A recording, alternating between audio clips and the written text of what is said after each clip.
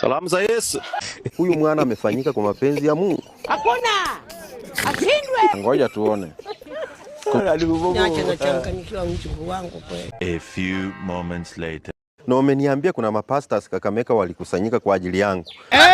Wao ukiona wana vita na mimi. Na sio wewe tu. Wajefa vitu vile. Nasikia huko kuna Yohana Mbatizaji. Umemsikia? Real bad man. Huko kuna mpaka Suleimani ana wake wengi na watoto 100. Umemsikia?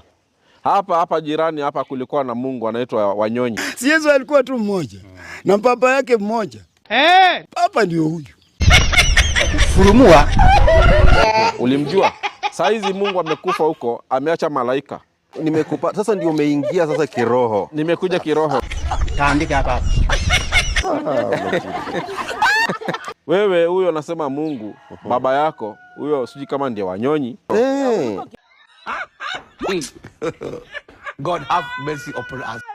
Sijui. Waona mkubali Wanyonyi? Hapana, nilikuwa na kitu hapo Usiruke Yesu kidogo hapo. Ndio hiyo. Mungu mwenye nguvu.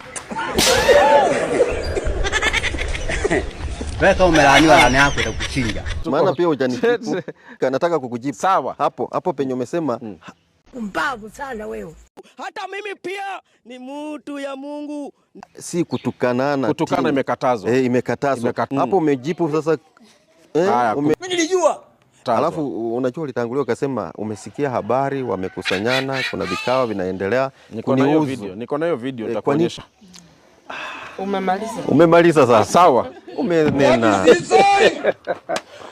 You are under arrest. Constable, arrest this man. For what?